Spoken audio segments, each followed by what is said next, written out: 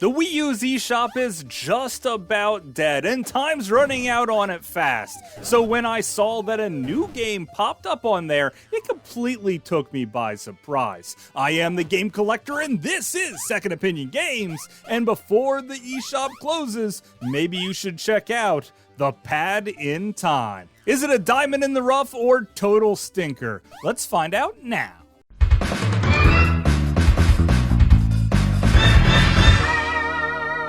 Second Opinion Games. The Pad in Time is a 2.5D action platformer game, and that's one of my favorite genres of games in general, so I really knew that I had to have this game.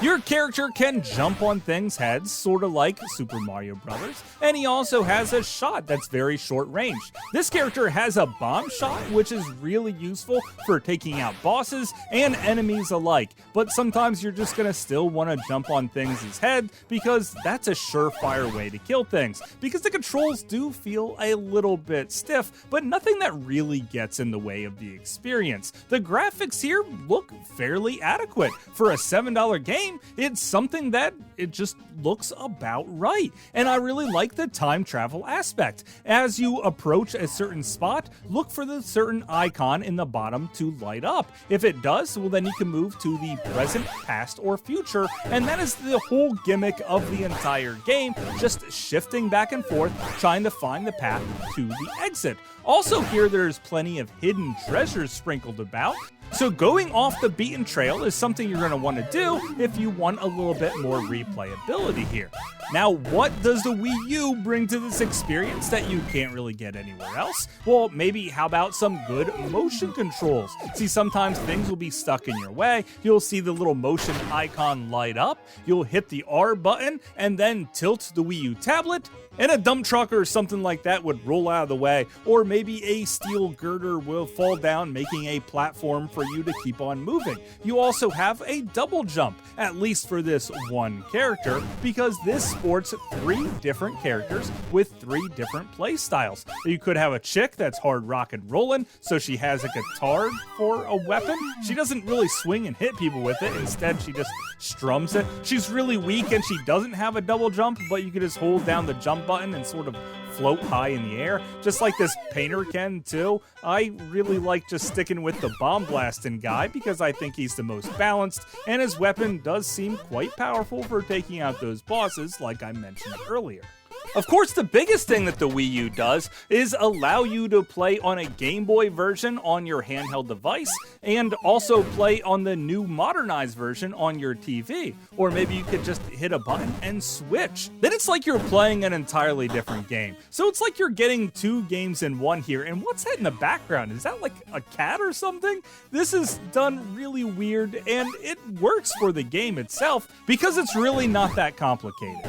But not all things are good with a Pad in Time. The controls, like I mentioned before, are a little bit stiff, but that's not really the only negative thing. The fact that they call it a 2.5D experience is a little bit disingenuous. There's only really one spot in the entire game where you move into the background as you play through, and that's it. So that's really not what I think of as 2.5D. Essentially, this is just a 2D game straight through. But also, it's really short. Like, I played through the entire game in 20 minutes, and I found maybe half the treasures in the entire game, so I really didn't go out of my way to look for them. I just sort of stumbled across them.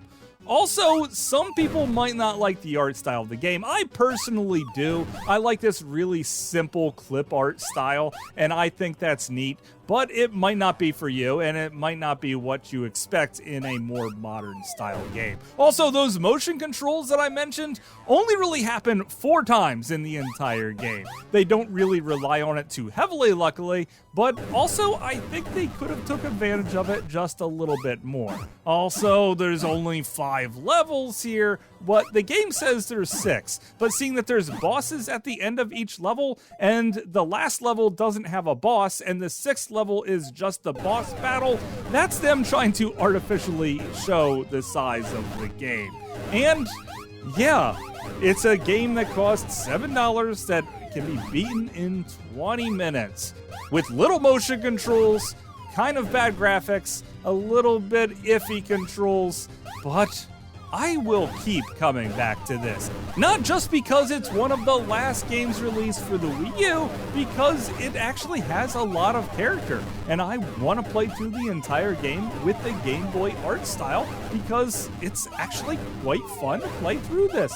Exploring the levels is a good time. And if you have a couple dollars to kill in about 20 minutes, well, maybe you too can enjoy spending time with one of the last Wii U games to ever come out. If not the last. But of course, that's just my opinion. Thanks for watching.